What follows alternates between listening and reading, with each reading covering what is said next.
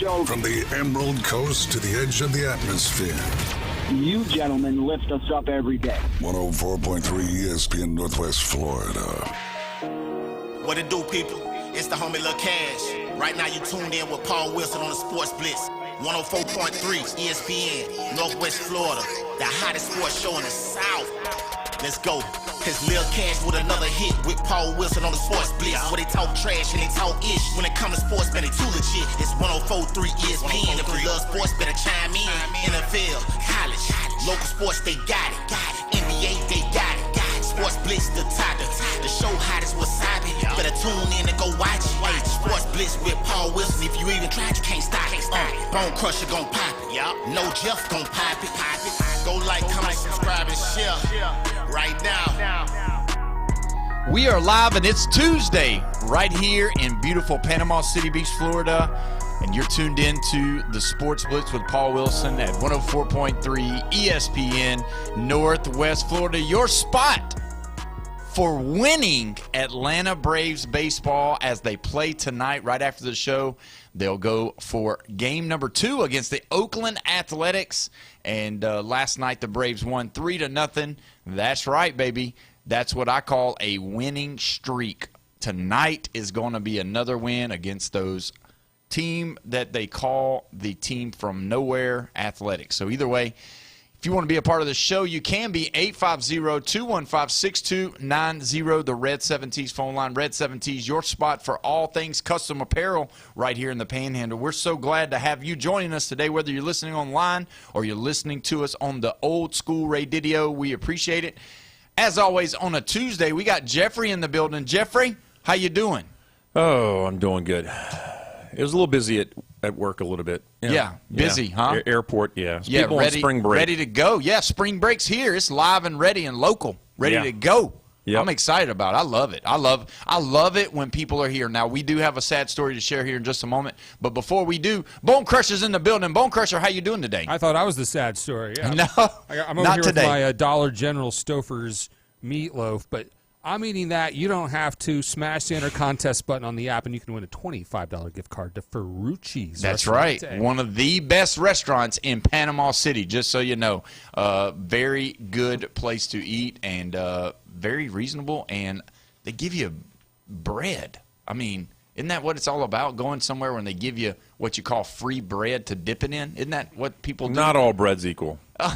No, we can have a discussion about that. Let's do it. Let's do it real quick. We got some time. You feel, I don't want to trash somebody, yeah, but that's okay. Here it goes. Yeah, go ahead. You act like you are a food connoisseur, and I believe you. I'll trust you with the size of your belly. I'll take that.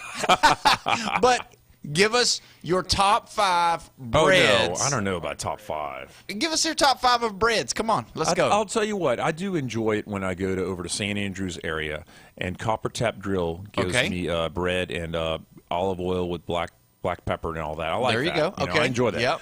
But let me trash one that's somewhat local. Okay. They moved in over here, last March? It's been 1-year anniversary. Be careful. For McGuire's. Just be careful. Yeah. Just say it's not. I won't just say you're not in your top 5. It's not in my top 10. Okay. Okay. So you got the. It's cool that they give you free bread. Yeah. But thanks, I'm just but not. no thanks. Yeah, you can keep it. Man. Outback beats you. That's how bad it is. Yeah. And well, my son loves Outback bread. Yeah. I mean, brown bread. He just loves it. Yeah. And just slap some butter all over it. Yes. Too much butter, probably. Yes. Yeah. Every time we go there, my wife says, "Hey, would you mind bringing us 2 loaves?" Oh, wow. That's how much he eats of it. Yeah. So there you go. Yeah, there you go. Any more? I mean, I don't know. It's just a McGuire's just popped in my head, and I was like, Well, let's talk about the good ones. I mean, what about Captain Anderson's? You like theirs? You know what? I have not eaten Captain Anderson's. I've been to the event center for different events and everything, but I have not been to their restaurant, and it's on my list. Okay. I got to go there. Yeah, you do.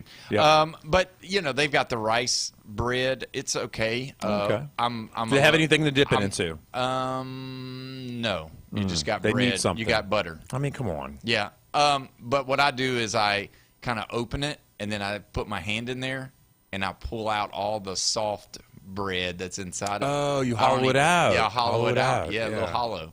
Yeah, so it's good. My wife likes the Roadhouse, Texas Roadhouse bread. Now, It's not just so much. The rolls are good. I know what you're going to say. Are definitely above average. It's a cinnamon butter, man.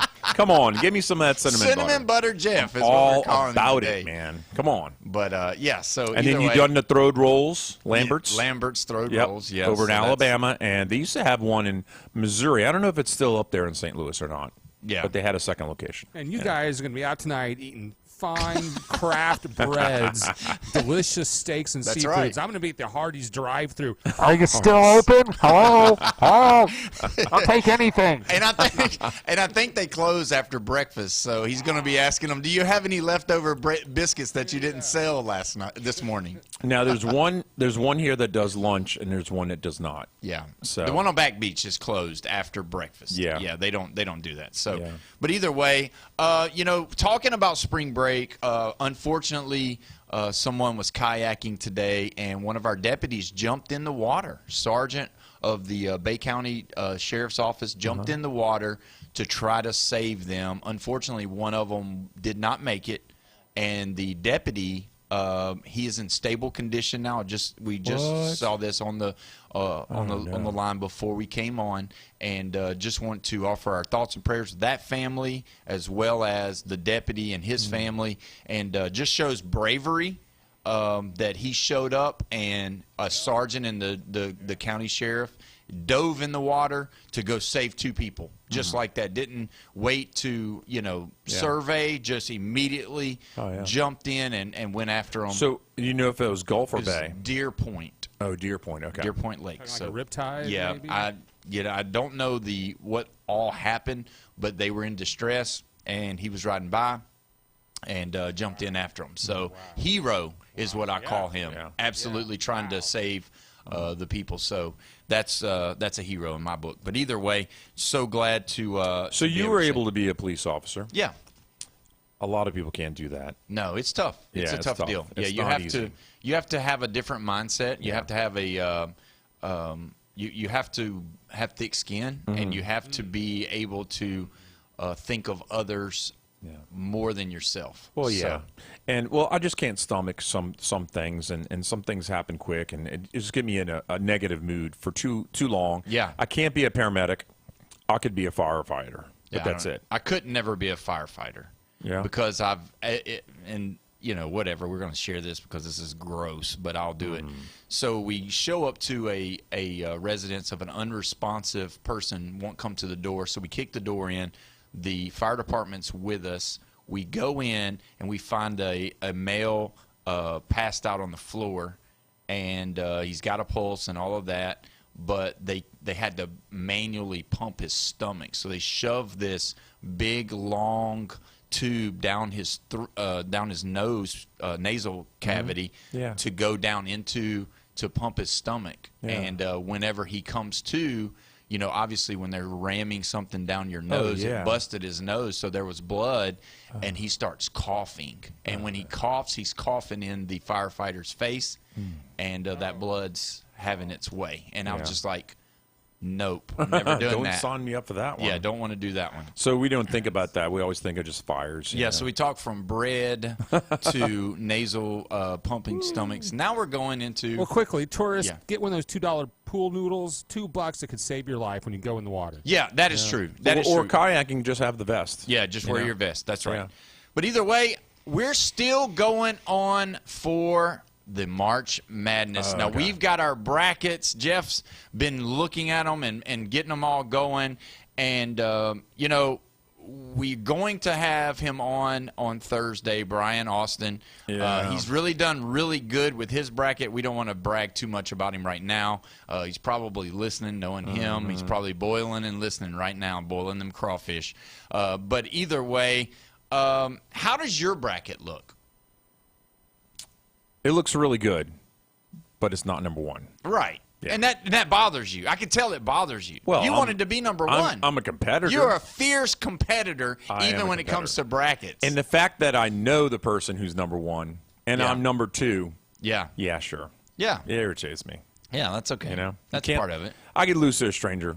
Yeah. I was like, congratulations, stranger. I'm great to give you good news. Here you go. Yeah. But no, I know. But somebody you know. Yeah. Somebody I know. And I mean, is there and there's a lot of people that are close. Do you have a top 5? Do you have a way to tell us who is in the lead as far as that's exactly it. It's the lead. And there's a tie for first of the people who are, because I don't qualify. Right. I cannot win first place. Yeah. The other person who I know who is actually in first place, he does not qualify. Right, that's fine. But the 2 people who are tied for the lead, do you want me to tell you names? Yeah, let's do it. Michael Holcomb and Marshawn. And Marshawn. Now, Marshawn did not put a last name, but it's okay. You have a distinctive first name, so we'll probably know who that is. But anyway, these guys are in a tie, but it's not over with. Right. Because Michael Holcomb can't win alone, but Marshawn can win alone because he still has Illinois. Yeah. It's crazy. Illinois is the savior of Marshawn's bracket. Yes. And we did not think that he would even be in the top 5, maybe not even the top 10 when he filled out and had Illinois winning it all. Yeah. That's crazy. And that's how it works with brackets. Actually, like you don't ever really know, and then until you know. You know what? Let me take it back because now I just realized something. No. Did they both have Michigan? No, they don't. Oh, I take that back. Okay, so Michael Holcomb has Arizona and Michigan in the Final 4. Right. And then he's got Michigan winning. Mm-hmm. Oh, and Marshawn has Arizona.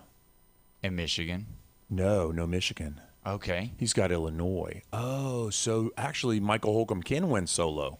He can win all by himself. Okay. And be in first place. Yeah, well, that's good. So that's interesting because they have, different teams, Well, before we get into diving into the March Madness, I do want to talk about the 7-foot, 9-inch Florida center, Oliver. It's spelled Rious, right? Okay. And he's entering the transfer portal, so he will be leaving the Gators.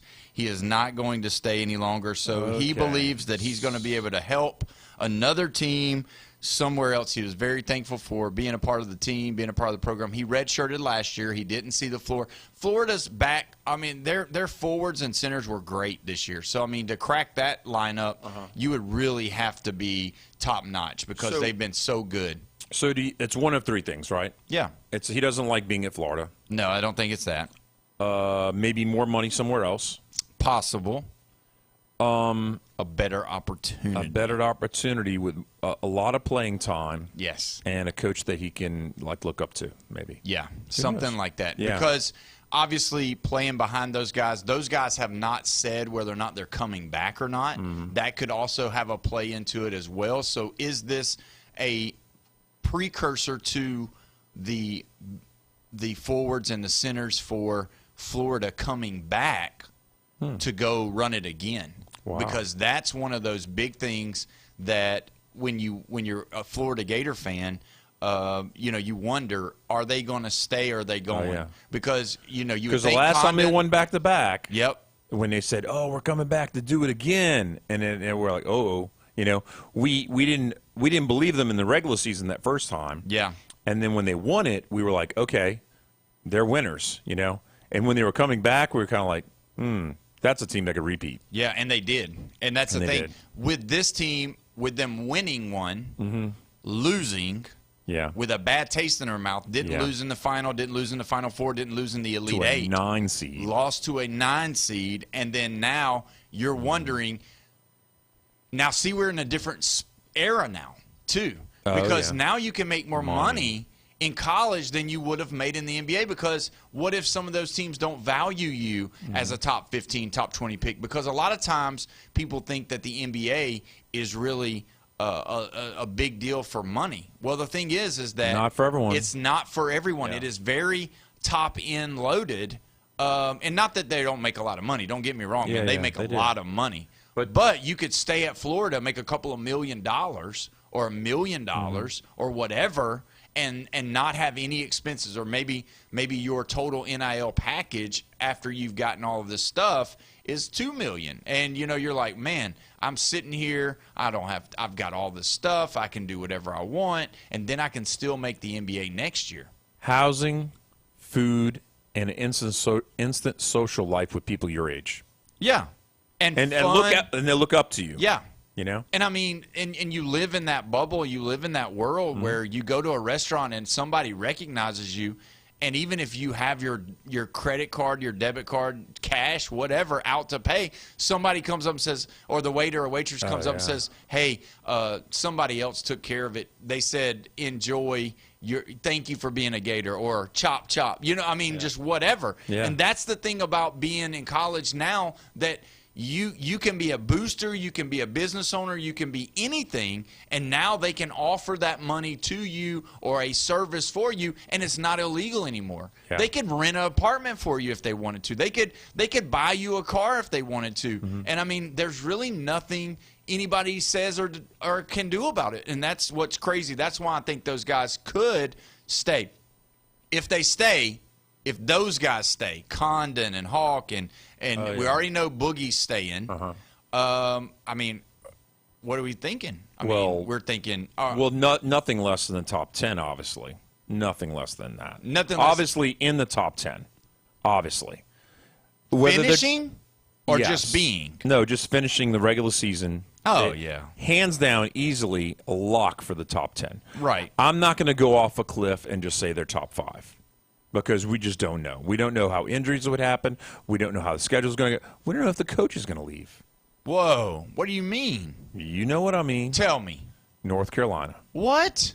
So you think possibly that Todd Golden could go to North Carolina? Well, do you believe Nate Oates could go to North Carolina? Yes, I do. Well, there you go. That's my answer. Nate Oates hadn't won a championship at Alabama. Todd Golden has won a championship at Florida. You believe that Todd Golden, after having the bad taste in his mouth, after doing all the Florida chomps on all of the games that they go to, the way he loves Florida, that he could possibly leave and go to North Carolina? Saban left LSU after a title, and he ended up at Alabama when it was all over with after the Dolphins. Yeah. I'm just saying, anything is possible. Do you? But I mean, out of the you don't think there's any credibility to the possibility of Golden at least talking to North Carolina? No, I don't. Well, you know what happens when people talk to you?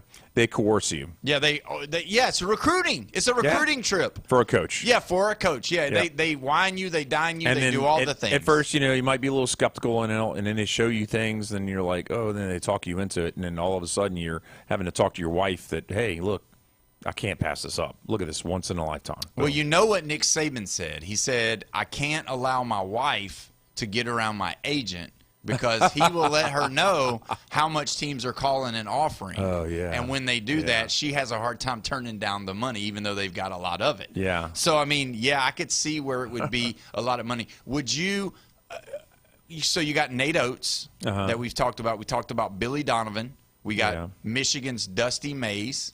I don't think he's leaving. We got the Illinois coach. Yeah, that's a good possibility.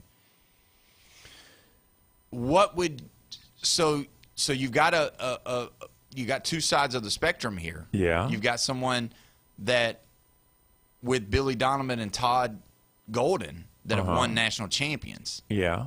These guys have never won. Roy Williams won. Dean Smith didn't win before he came. Bill Self, he's probably retiring. I think he's out. Yeah. I think he's lost his desire to coach. He didn't answer. Yeah. He hasn't said anything.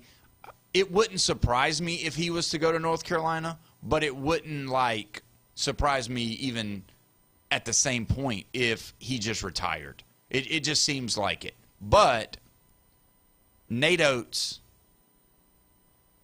the coach from Michigan, the coach from Illinois, Billy Donovan. So you think they're waiting for Michigan or Illinois to lose, and then they can announce whatever's happening? No. I think they're waiting for both of them to decide. I think they've already been contacted if they're interested. Like just with we're interested. We would like to talk to you later. And it might just be through the agent, which is probably what it is. Yeah, absolutely. And then you also got the Bulls, who Billy Donovan is the head coach of them. I believe they are going to let the season kind of go for them as well. before they were to announce or before they were to make a big announcement or not. Yeah. But either way. But you know what I'm against? What? Players going to go coach somewhere. I'm so against that, man. You don't think it works either, No, do you? it doesn't work in football and doesn't work in basketball. Well, I'll tell you this. I think it's a real good indication that one of these guys that we just named is going. Mm-hmm. And with that being said, I think North Carolina will be back within 2 years with the way the NIL works. Yeah. And the ACC needs some leadership. Yeah, they do. You're right. So either way, we're going to go ahead and take our first break. When we come back, we're going to be talking to Doug Lee, the head baseball coach at Mosley High School. You're listening to the Sports Blitz with Paul Wilson right here at 104.3 ESPN, Northwest Florida.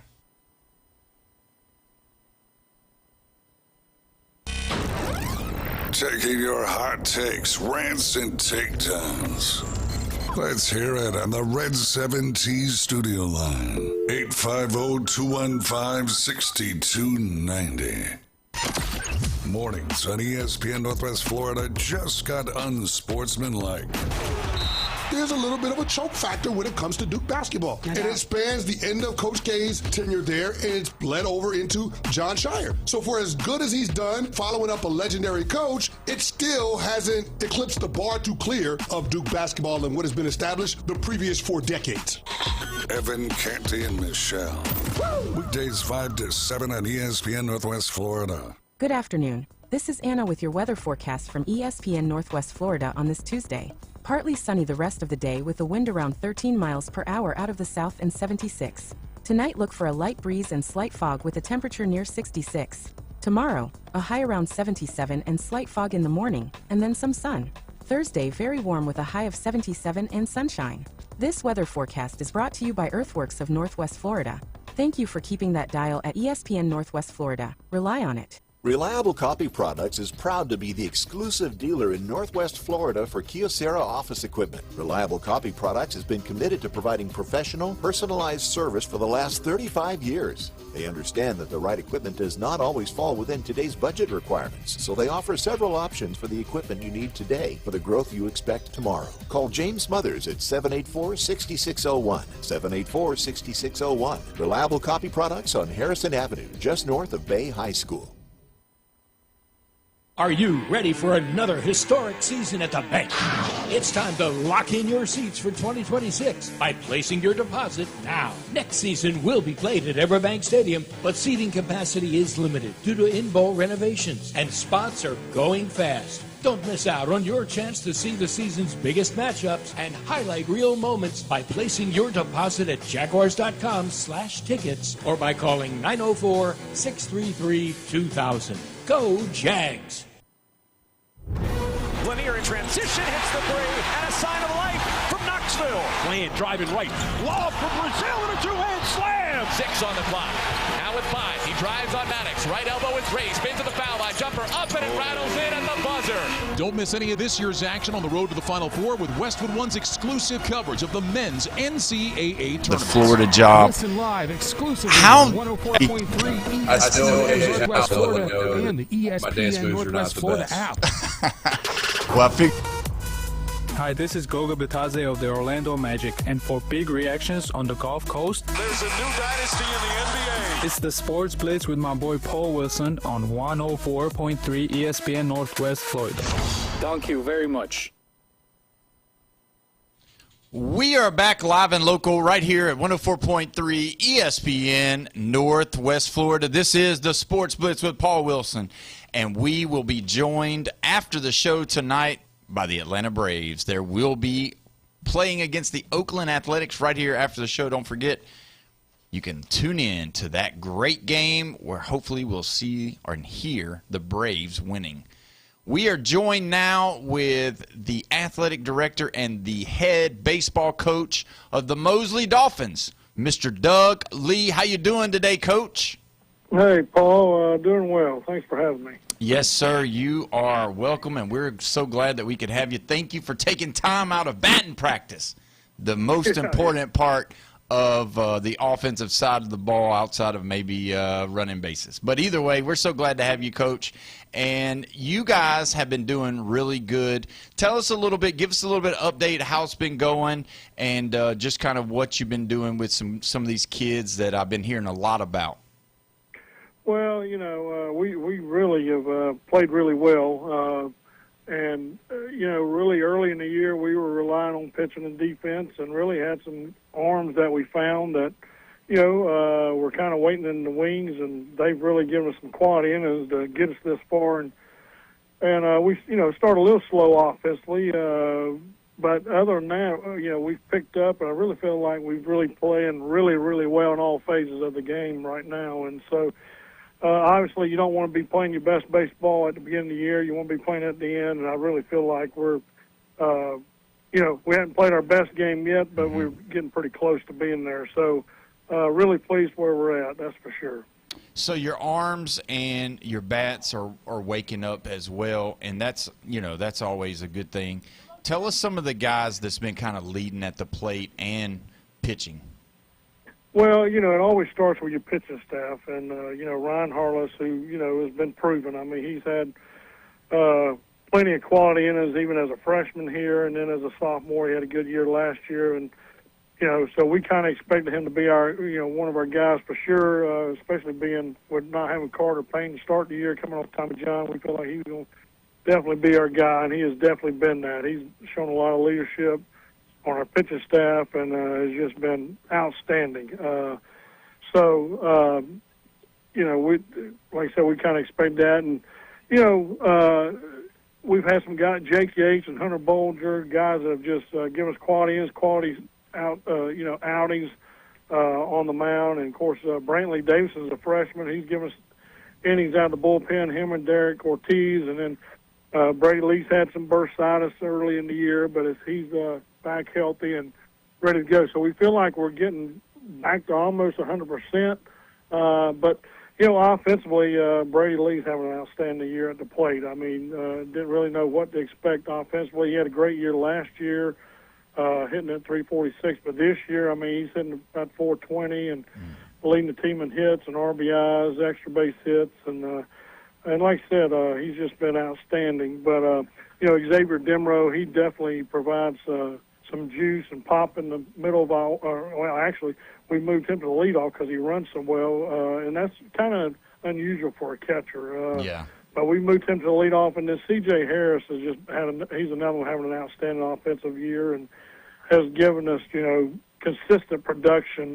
He leads our team with RBIs right now, and has driven a lot of key runs, had some big two-out hits to drive in runs too, and that's always, a key to winning games, two-out hits. And so excited we got Peyton Williams coming back, and he even pitched the other night for us in a big game and a big moment at Arnold. And, he struggled early, but I feel like he's starting to find his groove at the plate too. And so, just 1 through 9, I feel like we got 9 pretty tough outs. Even Braden Nelson, we hit him in the 9-hole, but he really you like to have a 9-hole guy that's kind of like another leadoff guy, and so that's kind of why we've not moved him. He's had some big hits for us and had the big sacrifice fly to win the game for us against Arnold that night in the bottom of the 8th. But I like our team offensively 1 through 9, and just the attitude of this team is they're just going to play hard, and that's really all we ask for them. And it's a pretty gritty bunch. They play hard. They get after people, and that's all you can ask for out of 14 to 18-year-olds. Yeah, you're exactly right. Let me ask you this. With my son, him playing, travel ball and all of that, the main name of the game is throwing strikes. How about for, when they get to the high school level, are you seeing a lot of full counts? I mean, are kids being selective? And I mean, realistically, are these kids able to throw on the corners and really make it difficult for the umpires back there to call those strikes because it's so close? I mean, we're seeing the stuff going on with the big leagues where they're having to get some help with the robos. But are we seeing a lot of the kids having a more trained eye of what a strike zone really is?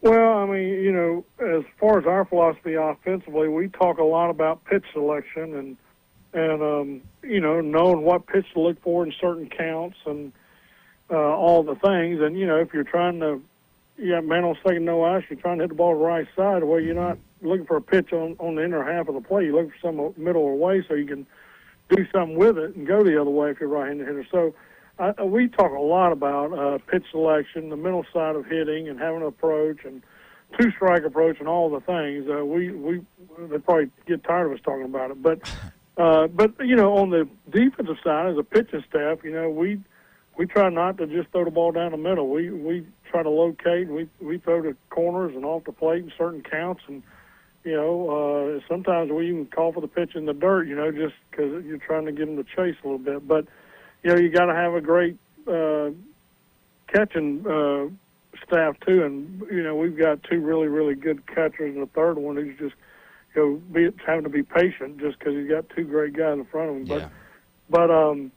But no, as our pitch staff, we've done a great job in locating and hitting spots. And the other thing at the high school level, you don't see a lot of pitchers that are willing or even able to pitch in. But that's the other thing we believe in. We believe in pitching in when the situation dictates it. And I think you just got to keep hitters off balance, and so just be able to work both sides of the plate and try to keep them off balance. So you talked about with Ryan Harless how dominant he's been, and obviously he's a Louisville commit. How does that work as far as for his recruitment? Is it closed, or can other teams contact him, and try to see if they can get him to uncommit and then commit to them?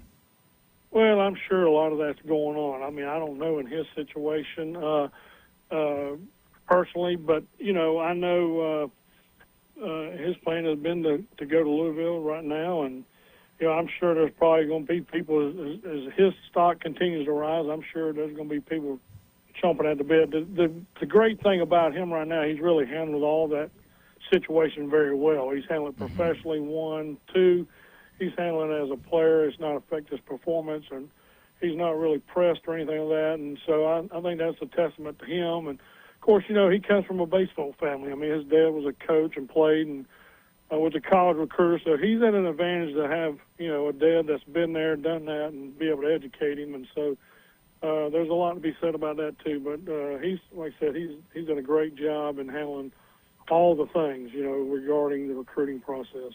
We're talking with Coach Doug Lee of the Mosley Dolphin baseball team. Coach, you said that you were able to defeat Arnold, which is one of your county rivals. How much of your schedule is left, and then is it mainly with people that are in your conference, or is it outside of the conference? Well, right now, we've played 20 games. We got 5 games to go. We played 2 this week. We play a really good Crestview team here at home on senior night on Thursday night. It probably will be closer to 6, more closer to a 7 o'clock start because of senior night. But Tim Gillis has been coached for 35 years. I've known him forever. He's a great coach. He'll have his team ready. And then we go to Mariana, who has gotten better each and every time they've played. And we got them early in the year, but we go to their place, and I know they're much improved. So it'll be a good test on the road for us. And then next week should be a fun one. We have a 2-game series with Bozeman. First one here on Tuesday night, the next one on Thursday at their place, and then we finish the year here with Dothan, who's having a great year too. And then it goes to the district tournament, and then the real season begins. So, you play those 25 games, really trying to prepare for postseason. And fortunately, right now currently we're in a pretty good spot with our state ranking and our regional ranking, which has helped us. So like I said, we feel good about where we're at, and just looking forward to the postseason.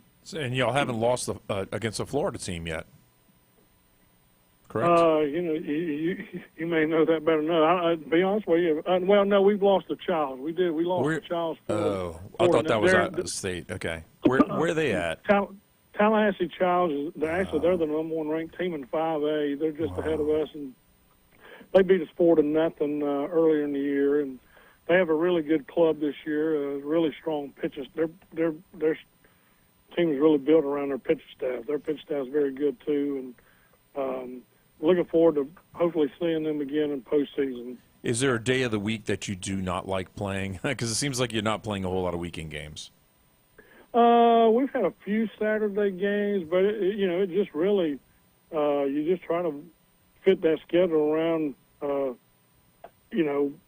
Obviously you want to stay away from Mondays because the state doesn't let you price on Sundays, and I don't like to play a game without pricing the day before. But other than that, we're willing to play anytime, and it just kind of depends on what dates they have and available, and where it fits in with us too. But it's been a good schedule. I think it's challenges. I think it's prepared us for the postseason, and like I said, we're looking forward to it.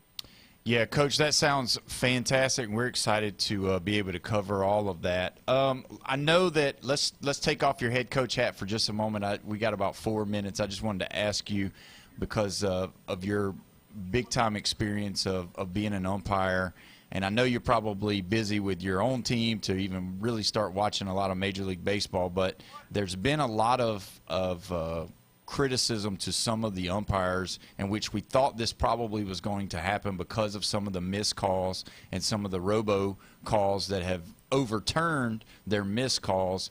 Did you expect that when we were talking about it a couple of weeks back, or probably about 5 weeks back when we started talking about they were going to be implementing that?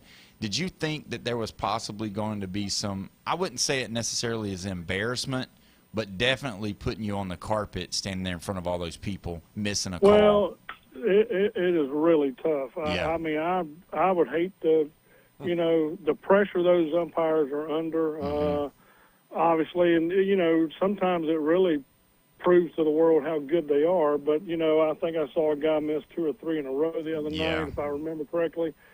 And that, I just can't imagine the mental part of it that they're going to have to deal with, and it's going to have challenge their mental toughness back there. And, of course, I've been back there enough without any kind of computer to know when I've missed one and know how mentally that can bother you, and you're just trying to stay locked in and forget about it and go to the next pitch. And, I can only imagine. I think I saw there was an ejection the other day over what the ABS ruled, and I don't know. I don't know really what I just saw it. I don't really know all the details behind the ejection, but I wouldn't see where if the computer came back with it and you didn't like the call, how you could get ejected. But anyway, that's part of the game now that they're going to have to figure out, work out the kinks and all the things. And I can't remember, did you say you liked it, or did you say you kind of didn't like it? Because, the ball and strike, I'm just kind of leery of the ball and strike one. I'm a little old-fashioned in that regard. And, as an umpire, sometimes I didn't mind it on the bases, using it for outs and safes and all that kind of stuff. Ultimately, you want to get every call right, even balls and strikes, But I'm just saying, as an umpire, mentally, you miss 2 or 3 in a row, 4 in a row, and you got to start thinking. It just messes with you, I think, mentally back there. And so I think that's just going to be hard for umpires maybe to overcome or, deal with, I guess. Yeah, well, Coach, we sure do appreciate you taking time out, and we know that you're at practice right now. And again, we thank you so much for coming on and being a part.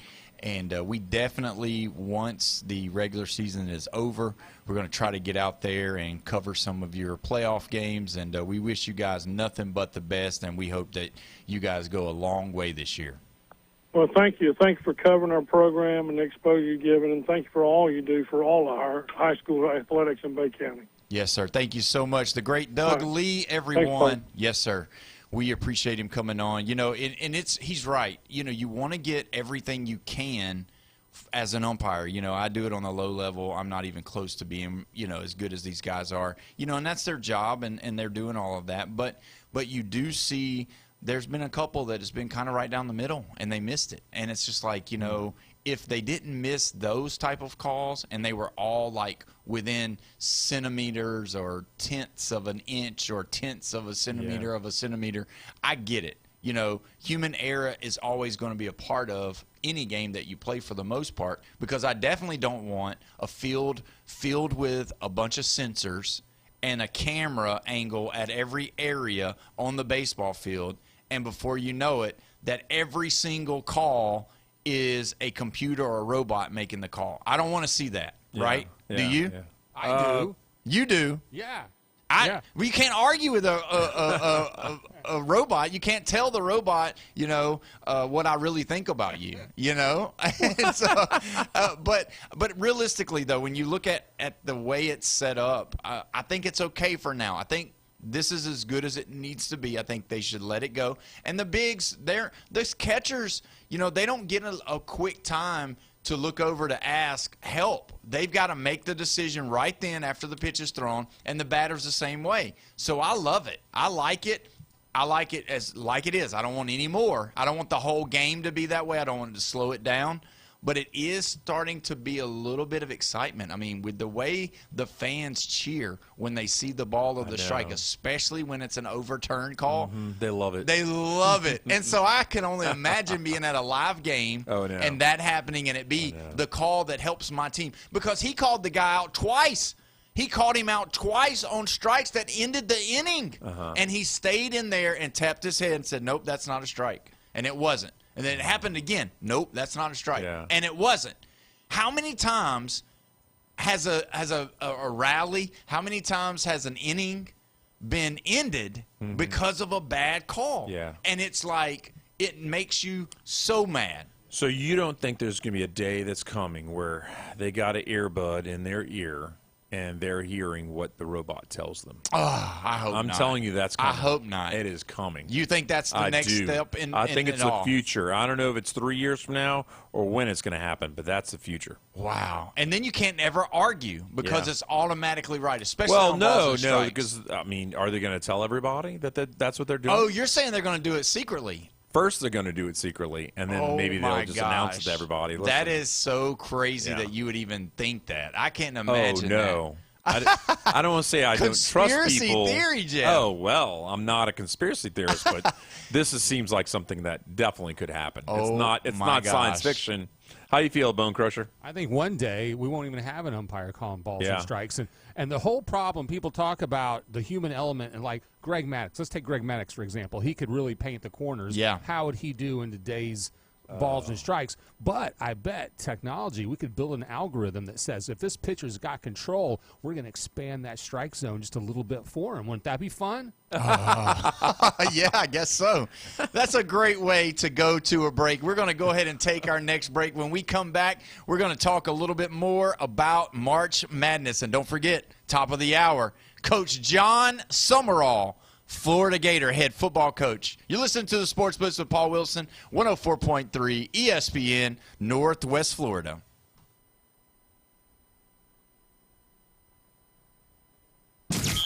Call or text us now on the Red 7T studio line. 850-215-6290. 104.3 ESPN Northwest Florida. Your exclusive home for March Madness. And it goes for the win! We'll bring you every game live. Hits the three to tie it! It's the NCAA men's basketball tournament, college basketball's premier event, and it's all right here. And the dream is alive!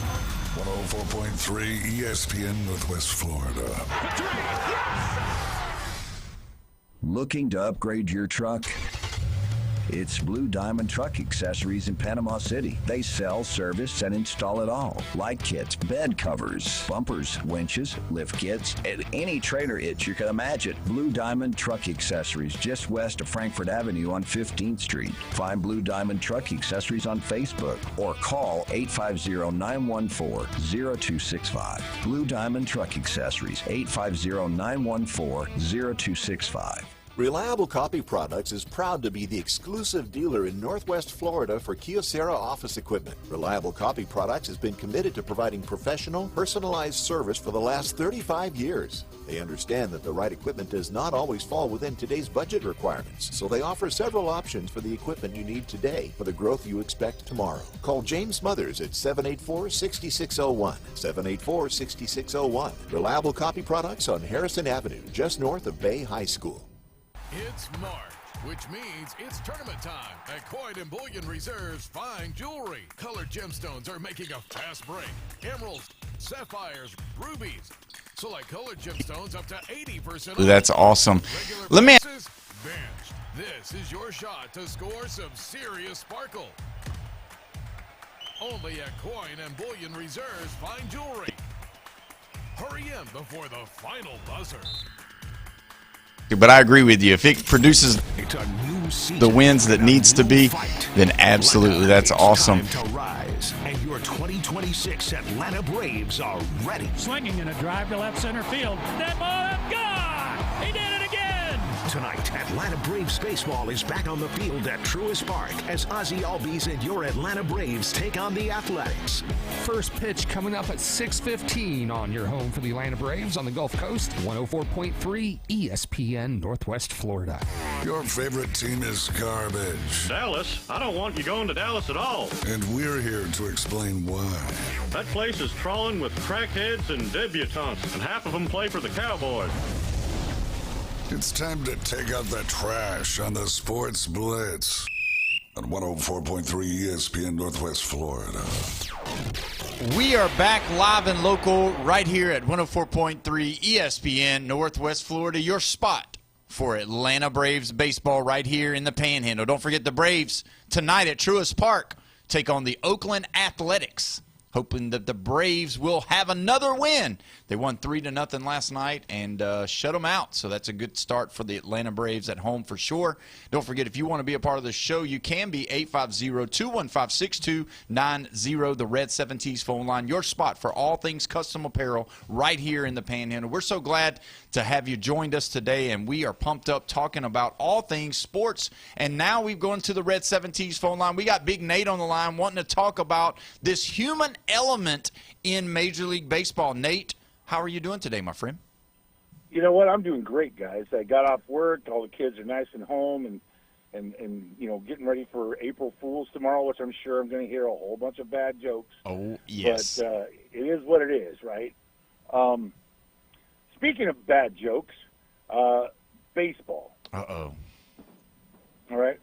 I am not the biggest baseball fan, but I have respect for the game. Yeah.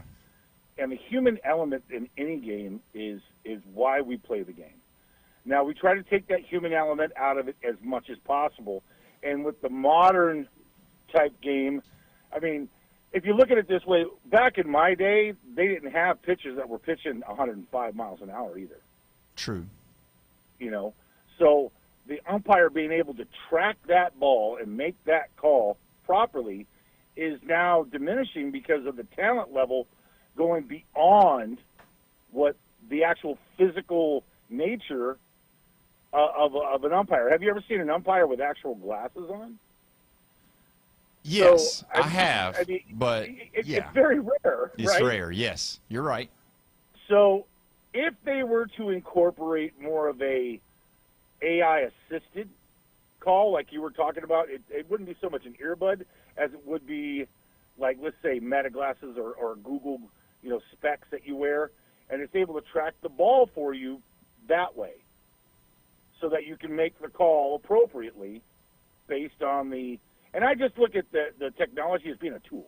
Yeah. AI is nothing more than a tool, and it's how we perceive that tool to be utilized in a way that benefits the sport without hampering our ability to enjoy it. Yeah.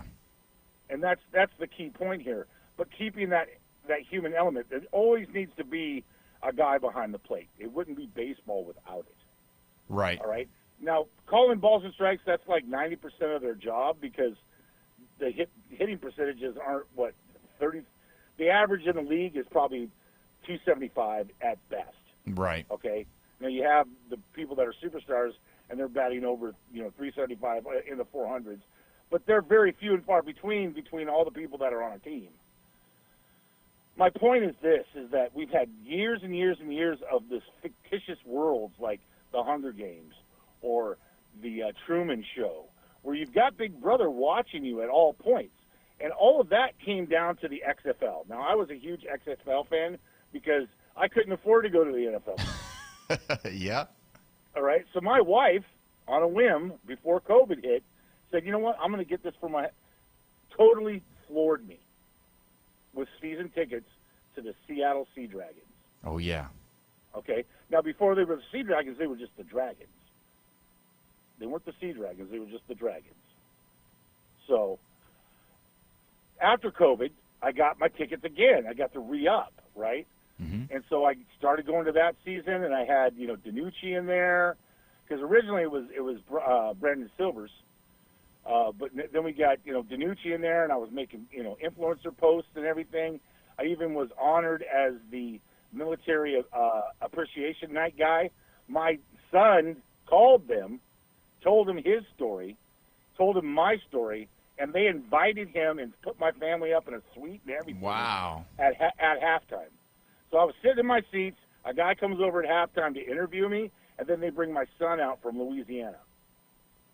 Wow. Oh, that's and I have great. this all on Facebook. It's all there. I mean, it's there forever. You know, and I'm just thinking of it as like, that's the human element, not just umpiring. Right. But that's the human element of sports that you want. Yeah, I think we're really, when you look at it, I think it's adding another thing for baseball because, like I was telling Jeff, you know, when they bring when they see that batter or they see that catcher tapping their head and they're waiting for that screen, everybody's attention. I don't care if you're eating a big juicy hamburger or a big old chili cheese hot dog. Whenever Stop, you're making me hungry. when you look over at that screen, you stop everything you're doing. And you're waiting for that ball. And if it's a tenth of an inch right out of the square, everybody's erupting. And it's just, I don't know. You know, you want the game to keep going, but this is one of those elements where I could see kids, I could see parents, I could see, you know, not that women don't love baseball, but I could see the wives that are there for their husbands because they love baseball. Being like, man, I hope there's 10 calls that are you know are challenged tonight. Yeah, that we want to see, you know, so that it brings the excitement. Because I'm telling you, the other night watching that Cincinnati Red game that everybody saw, that game, that you may not know anybody on the Reds, you may not know anybody that's there, but now you're going to all, if you saw it, and obviously a lot of people, millions upon millions saw it, but once you remember that game, you're going to think, man, how exciting, and the eruption that the fans had. And, yeah, I would have hated to be that umpire. He missed 2 in a row on the same batter. Right. I mean, he was having an off night. Yeah. I mean, yes. Obviously. But what would be even better is if you included the fans in that decision. Oh, man. Like, what? You took a poll when they tapped their helmet. All right, it's the poll, you know. The helmet poll. Yeah. And so everybody has to get on their phone, and they make the poll. Is it good? Is it not? You know, where is it located? And they're all making their things, and then finally they make the announcement. And it's like, oh, it's like during like halftime or between innings in a game, they run like the guys, the sausage guys running around the track or whatever. Yeah. It's kind of like that interaction, you know. Well, and you could put the two buttons on the chair, and you could be green or red, and you just hit green or red, and then there'll be like 85% said green, 15% said red. I don't think they're going to do that at every stadium, but a phone app would be just fine. Yeah. Just log into your phone app, have it ready to go. It helps you keep track of strikes and balls, you know, and then you're able to, you know, swipe left or right. Yeah, so that'd be great. I love it. I think it's good. I don't think it's slowing down the game. I think it's bringing a little bit more attention, a little bit more excitement, because a lot of fans of, you know, a lot of baseball fans, there's not a lot of them. I mean, there are, but there's not. There's not fans that love it. COVID really hurt them a lot, honestly. It did. And, you know, now that you guys are talking food, I'm going to have to go to the Lone Star or Boyle House and get me some food now. Why don't you do that? Let us know how it goes. Tell Brian we said hello. All right, sounds good. Thanks, Paul. All right, man. Thank you so much, Nate. We appreciate it. He's right, though. You know, it kind of, you know, when I started thinking about the crazy stuff, I started thinking again about the Savannah Bananas and the things that they've done to allow people to enjoy the game of baseball. baseball is a game of enjoyment. But what's the number one thing when you ask people about going to watch a baseball game? Man, it's so long. Yes. And it's kind of boring. Boring. Yeah, and it's kind of like I don't really know what's going on. And there could be a night where it's all about the pitchers. And because you've got a pitching duel where there's nobody hitting home runs, nobody doing this or that. And that's what, I mean, if you look at baseball as a whole, that's really what people say about it. And when you think about what Major League Baseball has done to try to attract more fans, to keep their fan base going, I mean, you do realize that Major League Baseball gives baseballs out to the teams. That comes from them. And they actually give balls that are hotter to some teams, maybe more than they do to others. They're not all the same. The baseballs that are handed out to the teams, they're not all the same. Some balls that go to the Yankees, because it's a big market, might have the better opportunity whenever you hit it to go over the fence instead of a team like the Oakland A's, who's been in the bottom, that don't hit a lot of home runs. And because of that, that's what they're trying to do. They're trying to make more home runs. They're trying to generate that. Why are you looking at me like that? Who told you this? It's real. Jeff, is this a conspiracy theory? Conspiracy theorist right here. That is not a conspiracy. That is. That is totally They're for not real. scuffing up the ball. There's not less stitches. No, it's the core. It's the inner core of the baseball is harder, and it goes farther, and that's why you have more And so every home time runs. you play the A's, you'll get a better, faster ball than you will the Yankees? Not faster. It's the ball. Like it's the term is called where it's hotter. Like a bat that's hot. I know what you mean. I can visualize the core and in the inside of a ball. Yeah. So, but Major League Baseball, they'll come out and say, this team had more home runs this year, but they also had the balls that were hotter. The Dodgers and the big market. I've never heard that in my life. Yeah. So, yeah. And you're thinking I'm making this stuff up as we're talking, right? Yeah. I mean, I've never heard the Major League Baseball talk about like that. Yeah. Wow. Yeah, it definitely is. So, before we go to break, I want to give everybody an idea of what's about to happen. We're going to be sharing at the top of the hour an interview that I was able to do with Coach John Summerall yesterday for the Florida Gators. And it's about a 15-minute video, but we're going to have it on the radio. And I want you to listen to it. And what we're going to do after the video has been played, what we're going to do is we're going to talk about it. Because I asked him some questions about this team, about himself, about the players. And I think it's really going to be a good insight because I've listened to a lot of the podcasts, and somebody had messaged me and said, I sure hope that you haven't asked him all these softball questions that a lot of these podcasters have offered, have been asking. And I asked him some things that hope you get another interview. But I mean, hopefully you'll understand when you listen to it that you'll see that some of the things that he let us in on, and I'm just going to give you a little bit of not a spoiler, but a little bit of an intro to when we go to it. There's a question that I specifically asked him, and I believe he tipped his hand to us right here at 104.3 ESPN, and he's allowing us into his mind a little bit. And I think it really tells the direction that the Florida program's going, but specifically at the quarterback position. So I'm excited about it. Stick around. We're going to start at the top of the hour. When we come back, the head football coach of the Florida Gators, Coach John Summerall. You're listening to Sports Blitz with Paul Wilson right here at 104.3 ESPN, Northwest Florida.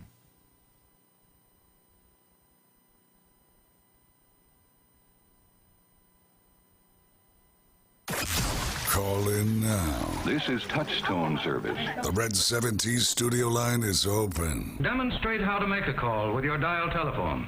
850-215-6290. They've got the heat, and we've got the call. And he is toast. Swung on and missed. With Chris Sale leading the charge and Spencer Strider bringing the fire back to the mound.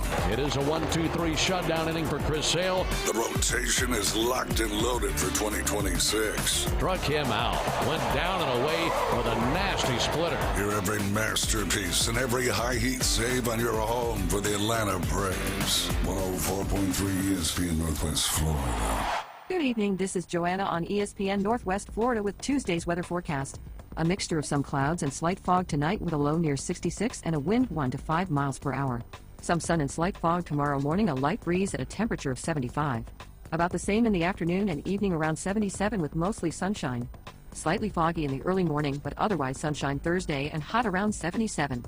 This forecast is brought to you by Earthworks of Northwest Florida. Thank you for keeping that dial at ESPN Northwest Florida. Rely on it. Crawfish season is back, and the heat is on at Lone Star Boil House. Lone Star Boil House is where the locals go for delicious, mouth-watering Cajun crawfish, shrimp, buttery red royals, and everything crab. Plus, Lone Star Boil House is now serving liquor. Get crawfish 6 days a week, open to close. To-go crawfish also available at the front bar, and crush the follow on Facebook for frequent food and drink specials. Lone Star Boil House, 320 West 5th Street, downtown Panama City.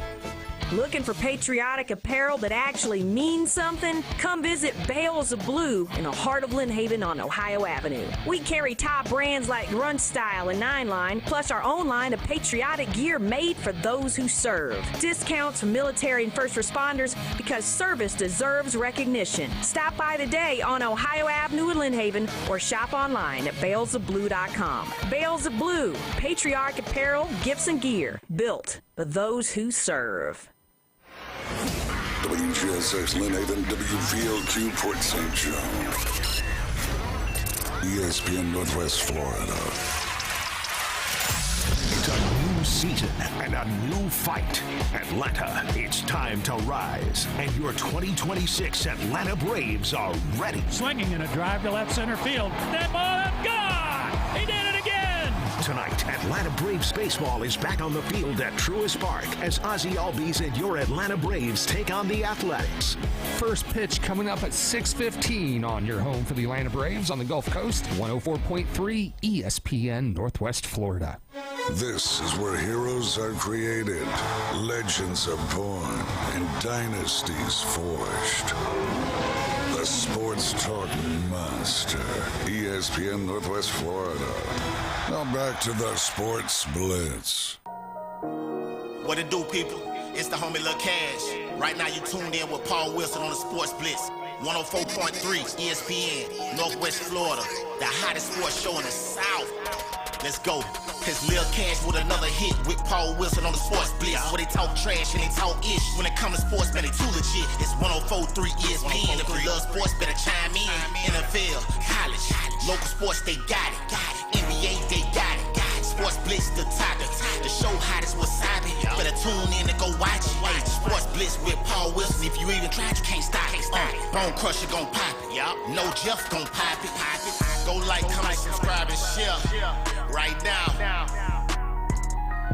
We are live and local right here at 104.3 ESPN Northwest Florida, your spot for the Atlanta Braves baseball. Don't forget tonight, the Braves at Truist Park versus the winless Oakland Athletics. We hope that that continues for the A's. Sorry about that. I know that they have a great shortstop, last name Wilson, and I like him, but I hope they lose tonight because the Braves need to keep winning. So either way, if you want to be a part of the show, you can be, but it's going to have to be after this time. We are going to go live here in just a moment with the interview and the conversation that I have with Coach John Summerall, the Florida head coach, and we're just so excited to have him. And we're going to go right now to my conversation with the Florida head football coach, John Summerall.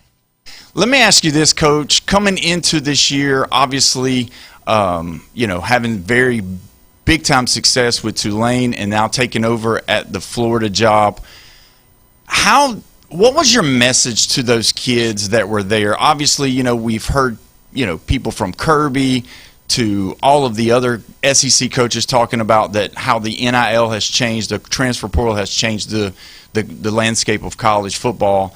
What was your message to those guys that were already Gators and were contemplating whether or not they were going to stay and see what the next steps were or possibility of them getting into the transfer portal? Well, I started with telling them, look, I'm new and maybe I didn't recruit them, but I'm the head coach at Florida, and if you're on this team, I'm your head football coach and you're my team. Like, I'm not. Yeah. There will be no favoritism of, hey, I got to bring my own guys. Like, going back to Troy in 2021 December, I took over as the head coach there, and we had very little roster turnover. We didn't lose a lot of pieces. We didn't add a lot of pieces, and we won a lot of games real fast because those guys bought into we're all in this thing together. And so we're all Florida Gators. I'm a Florida Gator. The guys that were here, they're Florida Gators, and they still are the ones that stayed. And so, to me, it was as quickly as I could letting them see what the vision of what I wanted this program to look like was going to be, but also let them know that I wanted them to stay and do this with me. And naturally, you're going to have roster attrition. When there's a coaching change, you're typically going to have even greater roster attrition. And then I tried to, as fast as I could, paint the picture of, guys, I'm gonna love you. I'm going to coach you extremely hard and be ridiculously demanding. I'm going to give you everything I have every day to help you be your best. And if you're tough and if you love football, you're going to love being a Florida Gator. If you're not tough and you don't love football, you should probably consider leaving. And there's some guys that left that are tough and love football, I'm sure. Mm-hmm. But I just wanted the guys to see quickly what I wanted this program to look like. I also talked to them about the standards at the University of Florida are excellence, and it's championships. It's being the best we can be every day. And the bar is incredibly high here. We want it that way. This is a special place. And a lot of guys did decide to stay. I think you can't keep everybody, but we kept some guys I felt like are critical towards us having any opportunity to have short-term success.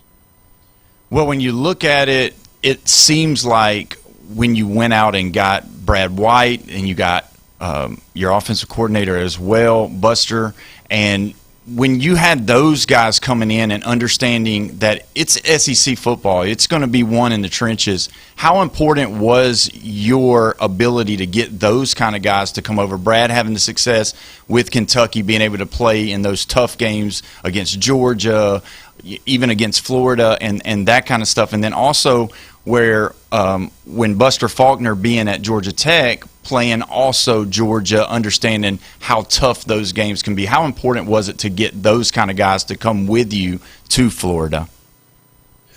Yeah, at the University of Florida, you can get the best of the best, not just players, but coaches too. And I really wanted to get experienced coordinators that had been exposed to what this level looked like. You started with Brad. Brad and I coached together at the University of Kentucky 2019, 20, and 21. He had been the coordinator, had done a really good job. I think Kentucky's played as consistent, high-level defense over that stretch of time that Brad was the coordinator there as they ever have in the history of its program. And so, Brad did probably more with less at times and maximized who he had and helped develop a lot of really good players during his time there. Josh Hines Allen now, Max Hairston, a lot of players that were maybe not highly recruited that became first-rounders. Mm-hmm. Jamin Davis is another one that I coached when I was there with Brad. So a lot of guys developed at a high level and played defense at a high level, and Brad's got exposure to this league. And then Buster, for me, my background's defense and special teams, and so I had to hit out of the park with a hire that I think was a guy that's flexible and versatile with what he does offensively. And so you look at Buster's background, he comes more from the Mike Leach air raid background. He played at Valdosta State for Chris Hatcher, and that was really his upbringing as a coach. He went to the University of Georgia, was coaching quarterbacks there in more of what I would consider a pro-style type of system, and then went to Georgia Tech and really evolved around his quarterback and his offensive line. He had Haynes King, who was the quarterback, and became much more of a quarterback run game driven type offensive play caller there.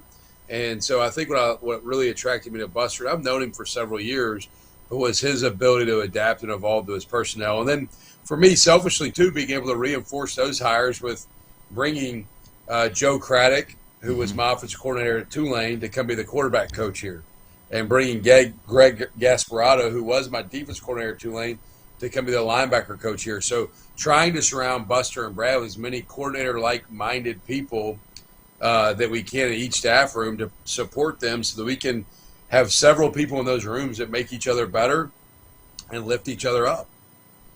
So we've got now the first week of spring practice, and obviously the orange and blue game is going to be April the 11th, so you still got some time. Tell us about how that's been going. Obviously, with your experience, you've already kind of, found the alphas on the team who's going to really be the guys that you lean upon during the year for toughness, to help push, the program even further into that place. Tell us a little bit about how they look going on into the spring. And then, obviously, everybody's number one question is always going to be at the quarterback position. Obviously, you haven't put out a depth chart or anything like that. But tell us about both of the quarterbacks and even the third quarterback that's gotten some time as well at the position of quarterback with Philo and Jones. Yeah, so I like where our team is currently. You never really know when you walk in and you're new and you have the roster attrition like we talked about earlier. We've got 111 guys rostered currently. 50 of those guys are brand new that got here in January. Never been on campus as a Florida football player. They might have been on campus as a recruit, but brand new to the program and are going through practice right now for their first time as a part of this program. So a lot of unknowns, a lot of guys to get acclimated to how we do things. But really the entire team's getting acclimated to how we want things done because everybody's new to what we're asking them to do. And so I've been pleased with the guys' eagerness to embrace maybe what we've put in front of them, the challenges. We've done some things to make it really, really hard because the only way I know you get tough and callous is through hard experiences. And so we've asked guys to be open-minded about some stuff we've asked them to do, and they have been. And that quarterback room, you talk about Aaron Philo was with Buster at Georgia Tech the last couple of years, so there's great familiarity, and he can make all the throws. He's a good decision maker. Tramel Jones, a young man from the state of Florida from over in Jacksonville, has great ability as well, a young player who I'm excited about and look forward to watching his continued development. He's done a really nice job with what we're asking him to do so far. Will Griffin is kind of the young gunslinger, if you will. Yeah. From down in Tampa, went to Jesuit in Tampa. Will is got an unbelievable arm, a quick release, has the skill set, the tools to become a really high-level player. And the biggest thing is when you're dealing with a freshman, it's just making sure that you're bringing them along at the right pace, in particular at the quarterback position, because the worst thing you can do is maybe put them in situations that they're not prepared for and scar them too soon. And then Aiden Warner has been fun to watch. I mean, a lot of those guys in that room, it's been a good group. They've supported each other. They've competed with each other at a high level, and I like where they're at. That sounds fantastic. We are with Coach John Summerall of the Florida Gators at 104.3 ESPN Northwest Florida. Coach, about 2 weeks ago, I was interviewing and talking with Coach Urban Meyer, and one of the questions I posed to him is what should the Florida Gator fan base, the expectation, be with a new coach coming in with a fairly new roster, some of the older holdovers, but a new staff and all of that. And his answer kind of surprised me, but he also said that he had spoken to you about it, and I want you to elaborate on it a little bit. And his response is that he had visited Florida during the earlier years before you got there, and it seemed like the Swamp was more of a country club. It wasn't an inferno, which it needed to be. And he said for the Florida Gator faithful who listen to the show a lot here, he said don't expect anything but high expectations, and that those high expectations coming into a job like Florida. So what would be your message to the fans as far as expectations for this year, your first year here with the Gators? Well, look, my expectations, what I want the fans' expectations. I want to win championships. I didn't come here to be average. All right, and I'm not real patient. I really, my wife would tell you, if you want me to be patient, you're hanging out with the wrong guy. I don't do that very well. And so, for me, are there steps that we have to take, and is there a process of what we have to get done to be able to play at a really high level and be dominant in this league? Yes. We're not anywhere near where we need to be. We have a long way to go. But the expectation should be freaking compete every day and bring it every day and don't back down to anybody. And I'm not going to sugarcoat it. Are we, like I said, are we currently our roster, are we ready to go walk out and just be a top 5 team in the country tomorrow? No, we're coming off of a 4-8 season. Right. There's a lot of work to be done. But just like I have a long-term plan of how we want to be successful here, I'm not mailing it in and just hoping we play okay next year. I want to win every time we play.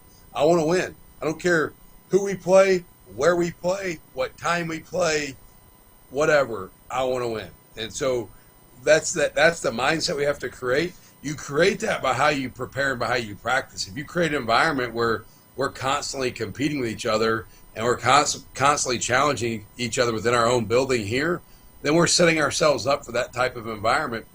But yeah, like for me, this year, my expectations win every time we play the game. And is that realistic? Is that a high standard? Yeah, it is. The standards at the University of Florida are high. That's why I came here. I embrace it.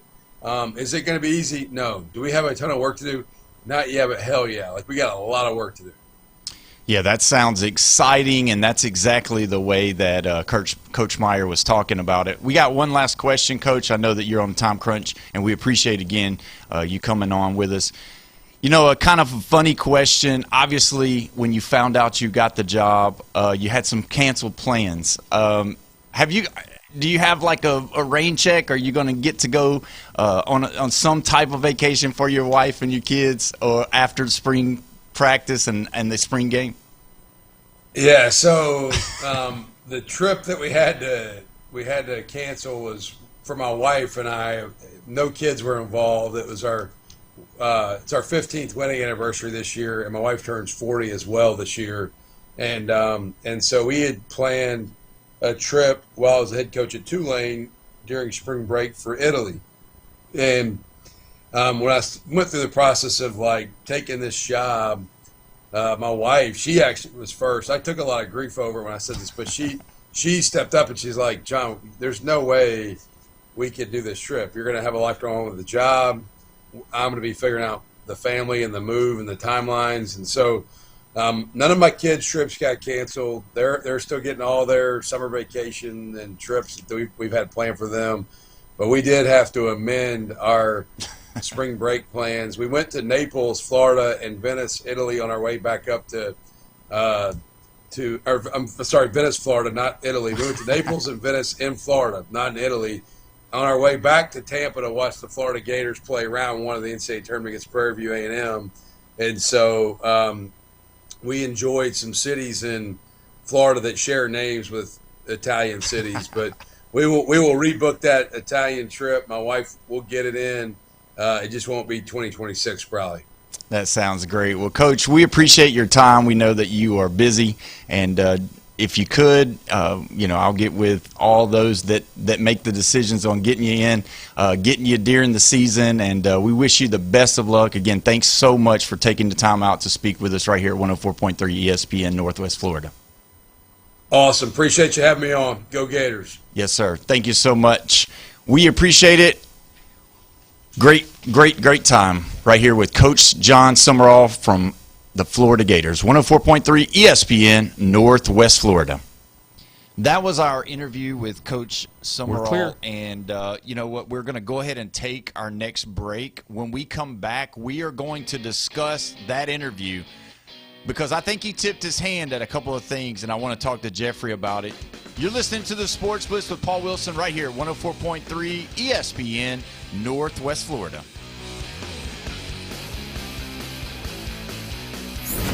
The Red 7T studio line is now open. I think this entire audience is on medication. 850-215-6290. 104.3 ESPN Northwest Florida presents the madness of college basketball.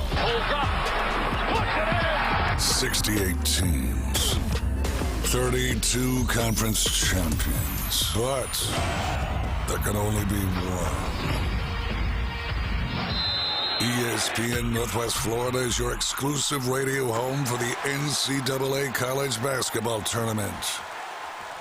Good evening, this is Joanna on ESPN Northwest Florida with Tuesday's weather forecast. A mixture of some clouds and slight fog tonight with a low near 66 and a wind 1 to 5 miles per hour. Some sun and slight fog tomorrow morning, a light breeze at a temperature of 75. About the same in the afternoon and evening, around 77 with mostly sunshine. Slightly foggy in the early morning, but otherwise sunshine Thursday and hot around 77. This forecast is brought to you by Earthworks of Northwest Florida. Thank you for keeping that dial at ESPN Northwest Florida. Rely on it. Golf is a game that should be fun, but to have the most fun, you need to play your best. That's where the experts at Golf Plus come in. Their friendly staff will guide you through the buying process, answer all your questions, and can help with any repairs you need along the way. Golf Plus is your custom fitting, club repair, and golf retail shop. Golf Plus staff is non-commissioned and will work with you to find the best product for your game, just like they've been doing since 1988. Golf Plus in Panama City Beach. Fitting, repair, retail. That's Golf Plus. Hi friends, my name's Amy McGowan, and I'm a local residential realtor in Bay County with LPT Realty. I would love to help you buy, sell, or find your next investment property in Panama City Beach or the surrounding areas. Please call me today at 850-775-7885 or find me on my website at amyinpcbsellsre.com. It's a new season and a new fight. Atlanta, it's time to rise. And your 2026 Atlanta Braves are ready. Swinging in a drive to left center field. That ball, gone! He did it again! Tonight, Atlanta Braves baseball is back on the field at Truist Park as Ozzie Albies and your Atlanta Braves take on the Athletics. First pitch coming up at 6:15 on your home for the Atlanta Braves on the Gulf Coast, 104.3 ESPN Northwest Florida. The Sports Blitz. Woo! Welcome home, baby. 104.3 ESPN Northwest Florida. We are live and local right here at 104.3 ESPN Northwest Florida, your spot for the Atlanta Braves baseball tonight versus the Oakland Athletics. First pitch is at 6 o'clock right after the show. Don't forget, if you want to call in, text in on the Red 7T's phone line, 850-215-6290. Red 7T's, your spot for all things custom apparel right here in the Panhandle. Sitting here with Jeffrey Bone Crusher, and just want to give on the air just a great opportunity for us to be able to talk to Coach Summerall. But I also want to give some flowers right now, obviously, to Bone Crusher. He worked tirelessly hard to get that to roll like it did, to be able to have it on the radio and have it on the live stream. That is hard to do. I know with the technology that we have in the world today, you would think it's just a piece of cake. It's just one little button here and one little button there. It is not. To get the sound right and to make it sound great like that, Bone Crusher did an outstanding job, and I just wanted to say that in front of everybody, Bone Crusher, to let everybody know that your work, your hard work is definitely appreciated right here. Thank you. Yes, you did great. Now, getting to the interview. Yeah. So, you said something on the break. What did you think about the interview as a whole? I mean, you didn't push him over the edge to where he's not going to come back for another interview. That's right. And that's a good goal to have. Yeah. So because you want to hear from him again. I mean, it's March. Yeah. It's not a football month. It's probably one of the least football months there is in the whole year. But spring training is going on. If they do have a spring game, which it's they the 11th. They do. A lot of teams don't. And it's always, within the month of April. And, of course, you have the NFL draft. Yeah, all of that's so coming. March is kind of the dead time, but it's good to get ahead of it and get a relationship with somebody, especially this team. Because, let's be honest, on the Panhandle, they have the second biggest following of fans is the Gators on the Panhandle, and Bama's right behind them. Yeah. Yeah. So you're saying Florida State fans are the number one by far? Yeah. You go in any store on the Panhandle and you look and you're like, oh my God, look at how much Seminole merchandise they have to offer. And there's a reason, because it moves. Yeah. So let me ask you this. As far as the interview, what was something that you liked about Coach Summerall and some of his responses? He just seemed personable. Yeah. Intelligent. Realist with his wife about that trip to Italy. She kind of I'm only turning 40 once, and and the 15th wedding anniversary, and my heart goes out to that, because let me tell you, this is a difficult job. It's not just stressful on the sidelines; it's stressful all of the time. And when you don't have that downtime, with family like that, it's tough, But I'm not saying he's young. Right. But he's in his 43, 40s. yeah. 43. And then, as you get older, you don't want to have to deal with all that stress as much, and hopefully he's able to weather it. And I hope for the Gator fans that they get all stupid toxic on him. Because last year, you know how it was.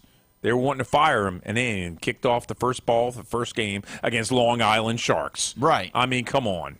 Yeah. Well, the one thing about it for me, I loved his way of answering the question. And, that was something, again, and it's not something that I'm trying to do, but it's something that happened in the Urban Meyer interview that I did with Buddy Martin. Yeah. And that is that they both cussed. I mean, they both cussed because of the passion. And you could tell, that they have that passion, that football coach. You give me my whistle, you put me on a football field, and let me go. You know what I mean? That's kind of the mentality, it seems like.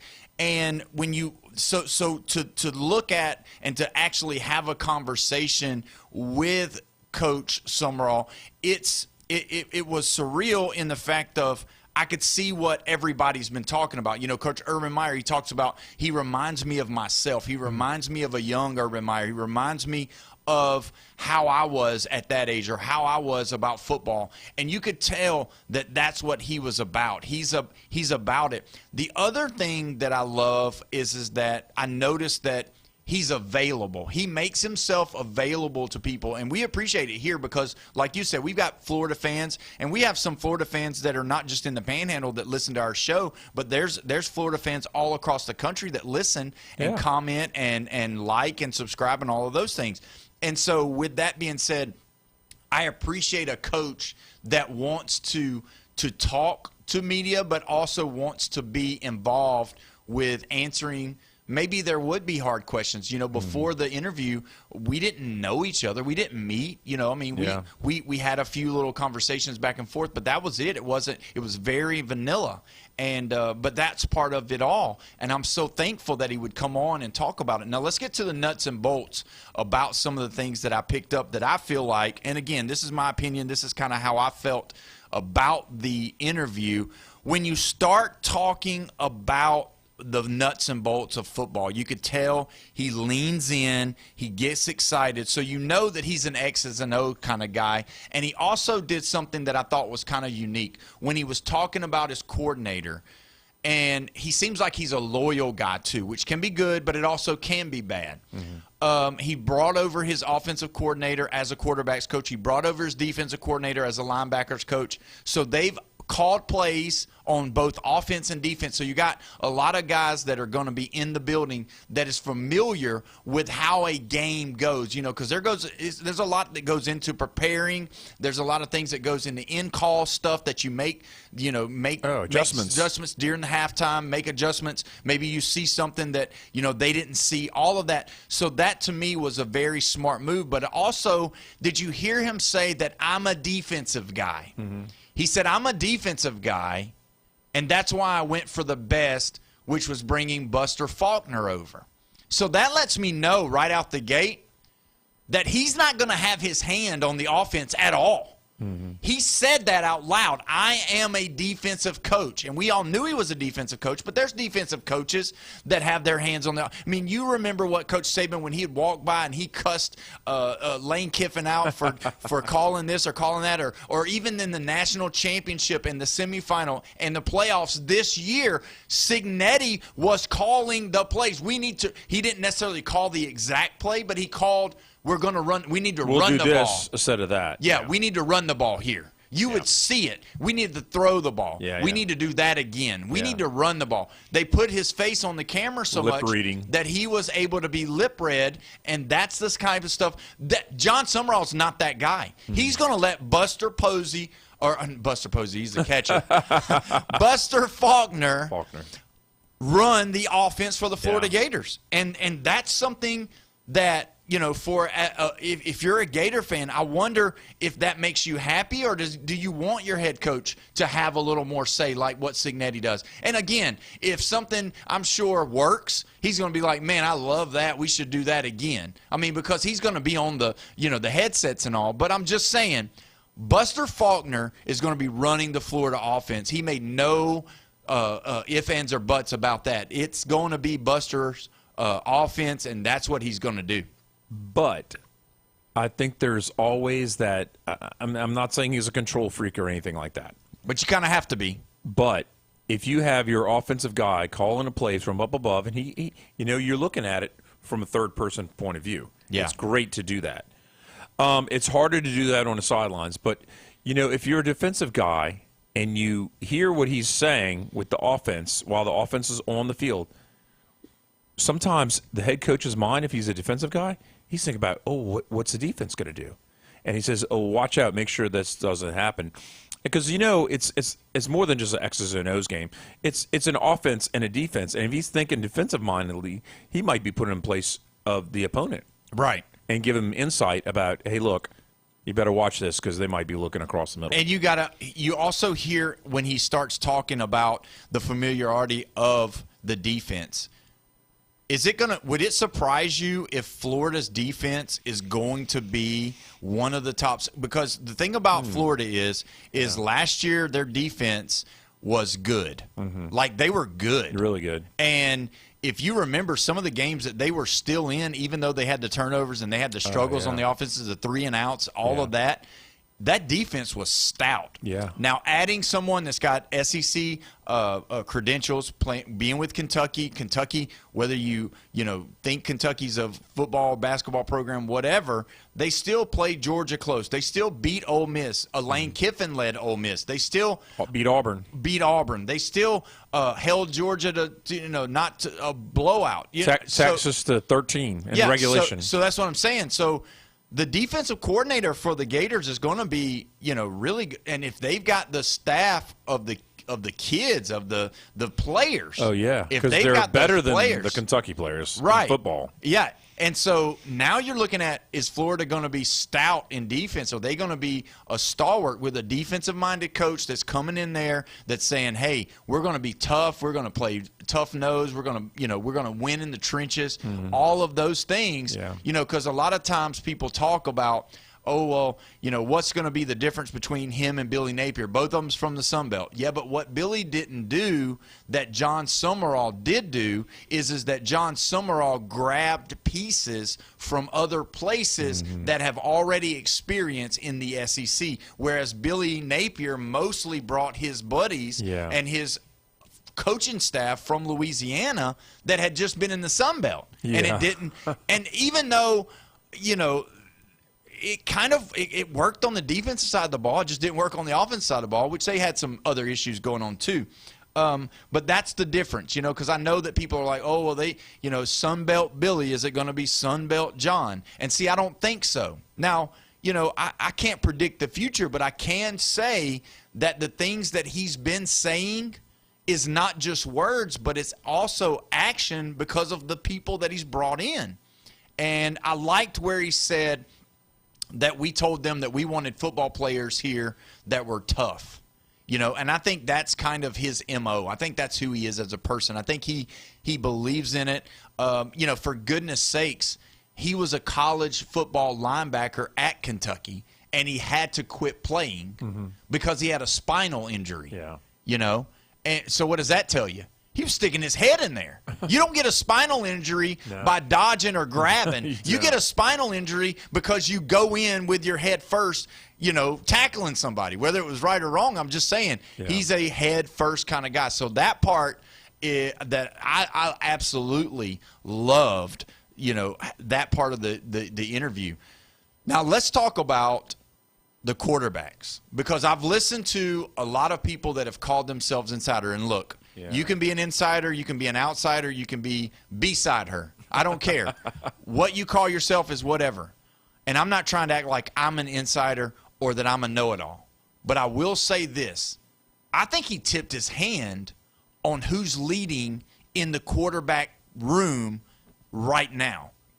And a lot of people have said, I don't know what we're going to do. They've been splitting the reps. We don't know. They've not told everybody. Well, there's a reason why you split the reps. Yeah.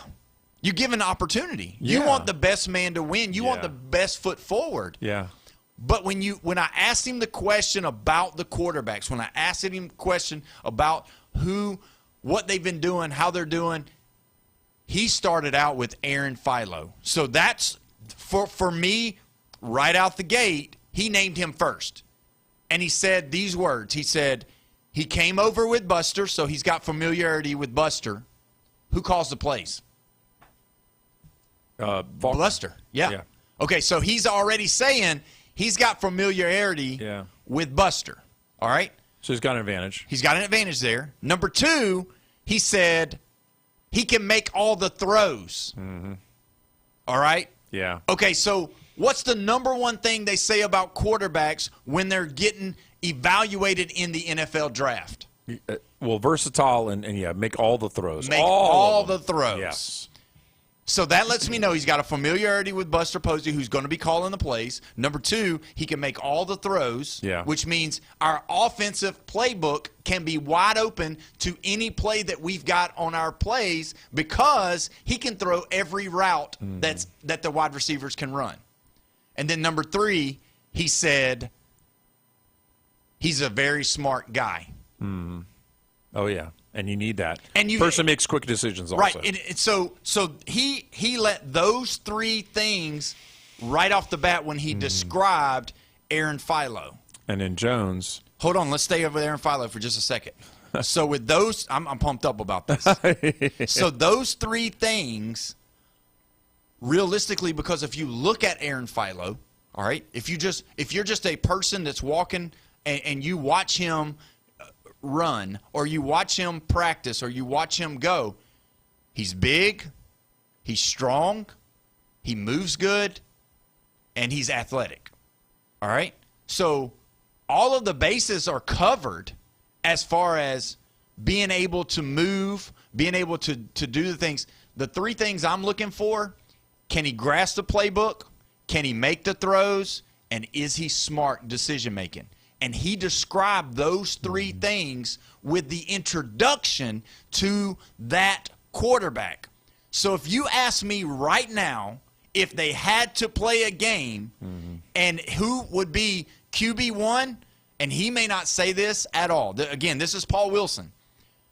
QB1, based off of that answer, Aaron Philo. He's leading for sure.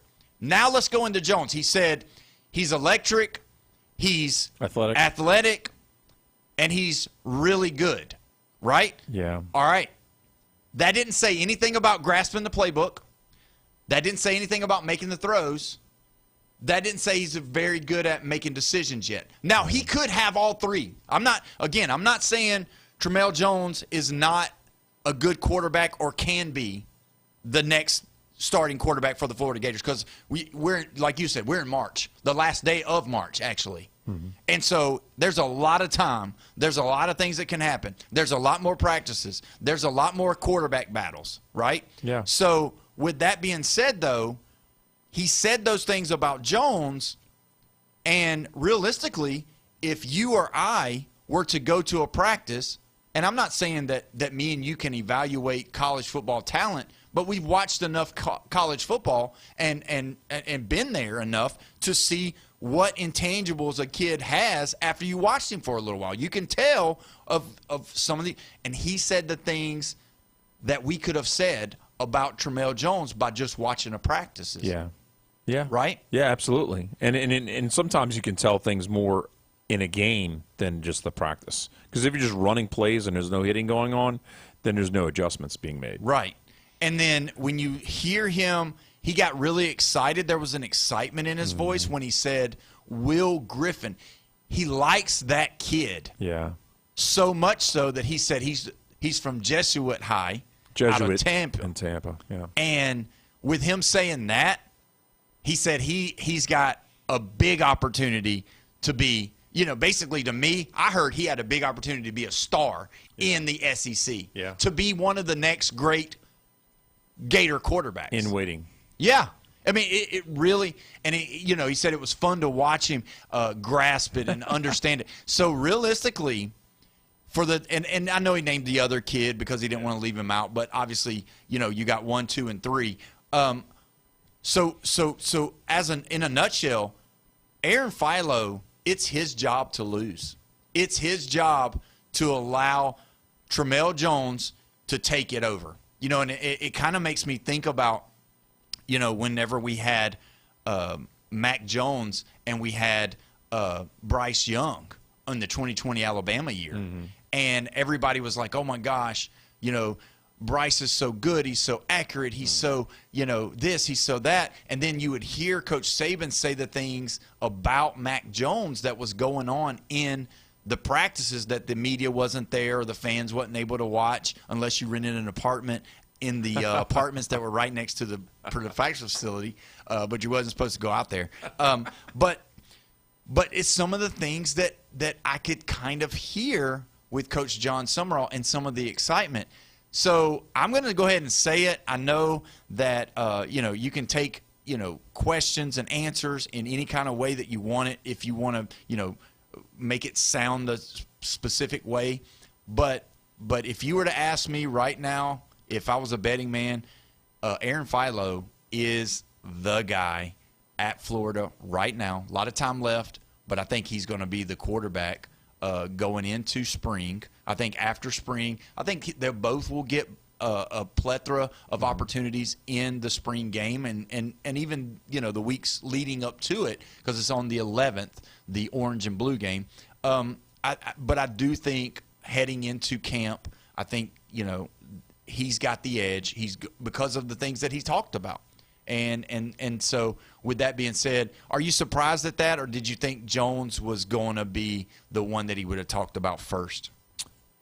No, I really didn't give it much thought about who we talk about first, but that is also indicator. And then you know what you also love? What? 6'2". I do. And Jones is 6 foot flat. Yeah. Yeah. It's another one of those things that you love. But you know what?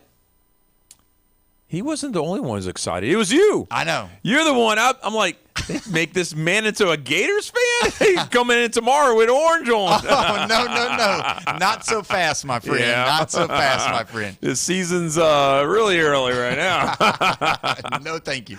I got red. I got ESPN red on. Yeah, How about ESPN that? red. But yeah, overall, it was a great interview. I enjoyed doing it. We're definitely, we had talked about he's going to come back on.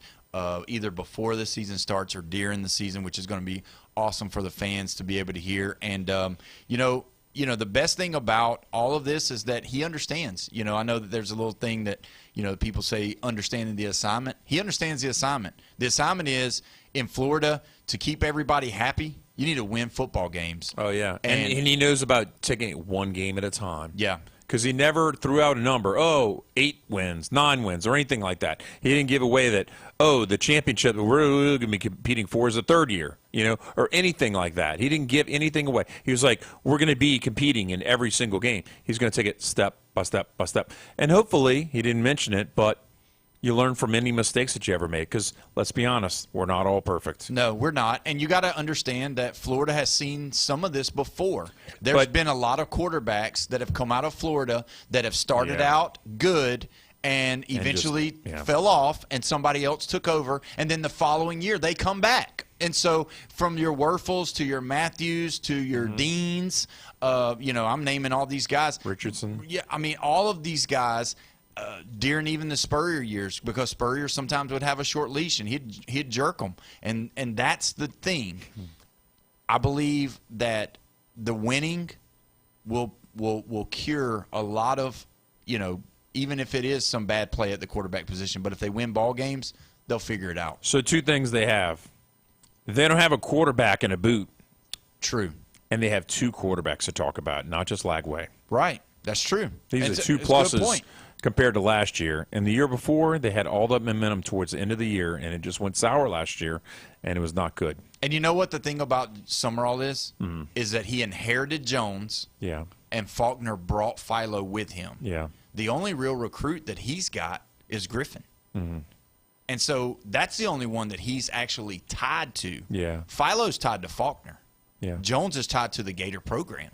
Yeah. So there won't be a thing that you saw like with Billy and DJ Lagway, where there's a commitment to him And you know, I know the past is the past, but you know, it just didn't work out for them. And both of them went to different places, and we wish them all the best at those different places as well. So Jones being from Jacksonville, that's a good area to be from.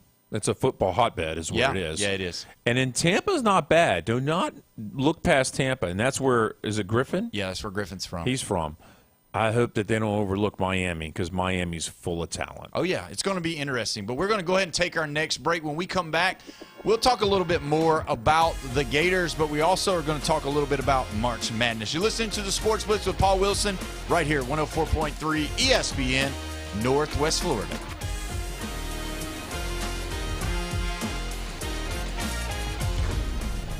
Get in the game. Call or text us now on the Red 7T studio line. 850-215-6290. Keep the game going with ESPN Northwest Florida. Just because you get out of the car doesn't mean the sports talk and live play-by-play have to end. Just say, hey, Alexa, open ESPN Northwest Florida. From Michigan Avenue to the man cave, from the car to the kitchen, we've got you covered. Keep the game going.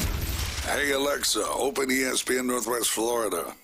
When it comes to building smart and roofing right, TK Vandy's is the name you can trust. They're your go-to for general contracting, design build solutions, and top quality roofing. From concept to completion, they deliver excellence on time and on budget. Whether it's a custom build or a complex renovation, they've got you covered, literally. Call TK Vandy today and build something better together. TK Vandy, built with purpose, roofed with pride. Get ready to connect. ESPN Northwest Florida is proud to welcome and feature the newest additions to our Panama City Beach Chamber family. Welcome to the Beach Chamber, Marble Slab Creamery at Pier Park, Mason's Famous Lobster Rolls, Moms for Liberty, Bay, and U.S. Bank, Elevon. Step in, grow, and connect with a community that celebrates your achievements. Congratulations from ESPN Northwest Florida. And the Panama City Beach Chamber of Commerce, reaching Bay County and beyond. It's a new season and a new fight. Atlanta, it's time to rise. And your 2026 Atlanta Braves are ready. Swinging in a drive to left center field. That ball, gone! He did it again! Tonight, Atlanta Braves baseball is back on the field at Truist Park as Ozzie Albies and your Atlanta Braves take on the Athletics. First pitch coming up at 6:15 on your home for the Atlanta Braves on the Gulf Coast, 104.3 ESPN Northwest Florida. The Sports Blitz on 104.3 ESPN Northwest Florida, where the listeners call the plays. That's a big factor in what Florida State's going to do for the future of this program. 104.3 ESPN Northwest Florida. Welcome back. You're listening to the Sports Blitz with Paul Wilson right here, 104.3 ESPN Northwest Florida, your spot for the Atlanta Braves baseball. Don't forget tonight, the Braves take on the Athletics right after the show, 6 o'clock, first pitch. Don't forget, if you want to be a part of the show, you can be 850-215-6290. We've been talking about the interview that we just had, and don't forget, if you might have missed it and want to catch it, you can go back on our Facebook page, our YouTube page, and go around the 1 hour mark, and it will be right there. You can listen to the whole thing and tell us what you think about it. You can comment, like, or share, and that'd be great. But, you know, when you talk about these Gators, when you talk about Coach Summerall, when you talk about new expectations, you also have you're always going to have, you know, a lot of people that are excited, but then you're also going to have some people that are like, show me. Before I get excited, you're going to have to show me, and that means you got to win games. I'll never forget a story that Coach Saban tells, and he tells it quite frequently, so you probably heard it, but he said that first year, he had went and they had lost, and, you know, they had lost to Louisiana Monroe, you know, and they were tough. You know, it was tough around Alabama. Oh, yeah. We're losing. You know, we got this guy that's won a national championship at LSU. Then he went over to the Dolphins, and don't forget, he was failing at the Dolphins. Oh, yeah. So when he was leaving the Dolphins to come to Bama, but anyway, at night, he had went to go get gas, and he had a LSU national championship ring on his hand. He said he just, he was having a tough year, and he just was wearing it because he wanted to wear it. And he went inside to pay for his gas, just like, because this has been several years back, so you didn't pay with the card at the pump or whatever. Oh, yeah. He's old school, so he probably went in there and paid with cash. And when he did, the person, the teller or the attendant behind the counter saw his national championship ring from LSU. And Tuscaloosa, there's people from all different places that live in Tuscaloosa or in that area. So they didn't put two and two together. They didn't look at him. They didn't see him. Oh. And so he goes, "What you got there?" And he said, "Oh, this is a national championship ring for football from LSU." And he was like, "Oh man, that's beautiful. I love it." The guy did behind the counter, and he said, "Man, I sure hope Alabama could get one of those." He said, "But with Nick Saban being here, we probably won't ever see one of those." Oh my goodness! Yeah. And he said, "Have a good night, sir," and left. He didn't tell him he was Nick Saban or anything like that. But yeah, he tells a story about it. And so I said all that to say, a lot of the fans are like, I love what the guy's saying. I'm enjoying it. But, then you got you got some of the fans that are like, man, I ain't that excited about this guy. He come from Tulane. He was at Troy. He's a linebacker at Kentucky. I mean, come on, right? And so, it's going to have to be with wins. And we've looked at their schedule. And, when they first start, who do they open with? Because I think they got a couple of easier games. Before we go to that, I think you underestimate how many diehard Gator fans there are out there. I'm telling you, I've read a lot online. I've seen some of the podcasts. There's some people out there that's not buying on him yet. Everybody's not like you, Jeff. No. I've seen these Gator fans, and they are passionate. Oh yeah, and that swamp is nothing to just scoff at. Oh no, it's one of the hardest places. It's a top 10. Yeah, it's one of the hardest hands places down. to play. And I'm not just talking about SEC. I'm talking about the whole nation. Yeah, it's a hard place to play. My brother played college football at Southern Miss, and he was there at the swamp, and he said, unbelievably loud and crazy and obnoxious. That's what you want. And even in a 4-8 year, still packing it in, still coming and finishing the game, even though they lost, they were still there. Yeah, I mean, so and they wanted that Seminole meat. Oh yeah, for sure. They didn't care if they were 3-8 going in. No, not at all. And they so they have a couple of. One of them is an absolute cupcake, complete cupcake. Yeah. The other one, Florida Atlantic, hadn't been the same since Lane Kiffin left. Right, they're not. Yeah. So they got the home game against the Florida Atlantic Owls. They're going to beat them. Not really impressed with it. Yeah, they're going to beat them. And then they turned around and got the Campbell Camels. Yeah. Not the Campbell Soups. They're not the Kaepernicks. Right. But they're the Camels. Yeah. I thought they'd be the Campbell Soups. But then you have a game that's really actually the closest SEC school to right here in Panama City Beach. They go up to Auburn. Yeah. That's not that far. No, it's not. This whole first month, they're barely going anywhere because then they come back home and play Ole Miss. Yeah. So you're not traveling the whole month of September hardly. Yeah, and so since you mentioned Auburn, I do want to make a note right here. We have Coach Alex Golish coming on the show May the 6th. Wow. So mark your calendars. If you're an Auburn fan, if you are a Tiger faithful, you can tune in right here at 104.3 ESPN. We're going to have Coach Golish on the air live, just like we did Coach Summerall. And so at May the 6th is when we're going to have him. But anyway. Maybe the two top coaches that are new. Yeah, could be. And the whole nation. But one thing's legitimate about that is that they both have a lot of talent. They both had good defenses from last year. Oh, yeah. And they both have new coaches. Mm-hmm. So this is going to be the battle of who's going to take the next step, because we got to look at the SEC, and you got to say that you got LSU, you got Texas, you got Alabama, Georgia, maybe Tennessee. You're going to throw Oklahoma in there in A&M. You got to have before you're going to talk about Tennessee, right? Yes. You're going to have A&M. Is Elko going to take the next step? Yeah. Is Sarkisian going to take the next step? Is DeBoer going to take the next step? You know, these guys have been there. Is he going to be the man at Oklahoma? Is Oklahoma going to take the next step? Because all of these guys have shown stuff. Yeah. You know, have all made the playoff, whether it was the year before or last year. And then you got to wonder, is Kiffin going to get LSU going, which a lot of people think he is. It's a tough schedule. Is Missouri finally going to, crack that top? No. I'm saying no. Is Ole Miss going to continue? Are they going to fall off?